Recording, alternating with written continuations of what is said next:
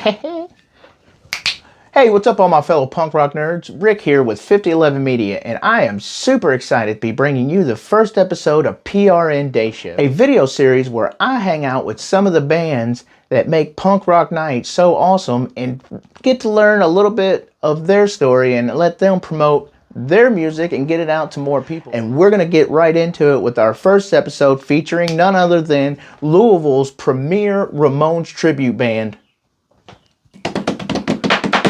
the Hymans. Give it up. Let's start the show. 5011, check it out.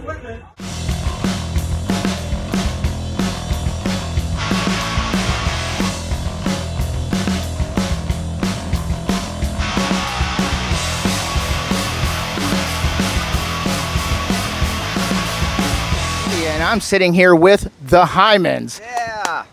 What was your thoughts behind when you created the Hymans? What was the motivation? Love the game, love the music, love the band, love the movement, love the attitude, and love of how it makes me feel. 100%. Like we were working with Punk Rock Night, and Punk Rock Night Indy does Joey Ramone birthday bash every year, and doing one here, we had to get some things together. Absolutely. Now we have the Hymans. How did you all come up with the name the Hymans? Well, that goes back to freshman year in high school. I'll let him take that question. Hyman? Yes, that was, sweet. Yes, sir. Joey's actual name, last name is Hyman, and they got the name the Ramones from Paul McCartney and John Lennon, I believe, were... It was Paul McCartney's alias. Oh, it was Paul McCartney's alias, okay. So that's where they got the Ramones, so we got the Hymans from that, or actually I thought it up, we were bouncing around names. The first show. The infamous first show. And I'm almost 100% positive that first show and that incident is what has led to you guys continuing to be a band that has propelled you guys to keep it going. I'd say that's... So I'm gonna give it over to you guys, and you guys can take turns telling the story, but it's a good one. So, well, where do we start? Judy as we know. Punk was playing. Yeah, Judy as the Punk was playing, and there's this fella. Let's call him Little Pete. And Little Pete was adventuring into the lifestyle and invited a temptress to the venue in which we were playing. Had not even met this woman. I don't think she even goes to shows. No, this was her first time. Are we being too poetic? I talked to him yesterday. Our friends were trying to swing, and this was her first attempt at swinging, and they brought this person to a show. Oh, well, she kind of swung. So that's why she was there. She wouldn't have been there otherwise. No, and she was up near the. She was out of her element, to say the least. For 6 hours. So at one point during the song, I was picked up by my belt and lifted onto the crowd and did a little crowd surfing.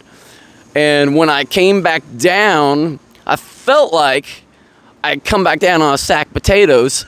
But what really happened was that this temptress got plowed up and fell into the drums, and apparently knocked out. Stage. Yeah, oh yeah, Mike Tyson'd all the way. Okay, so here's my take of that. I was in a whole different mindset from these guys. Oh, I wonder why, BG. Because right before this had never happened in all my years of playing shows, I got full-blown food poisoning, diarrhea. It's too much Chinese rice. Right before we were playing. Too much Vindaloo. I mean, I was in cold sweats. I was like, too much amyl nitrate. I was hurting. But when we went into the set, I let it all go away, and I would just, I was like, I'm going to do it. Well, Gigi Allen would approve. But, from the minute that we started playing, the crowd was amped.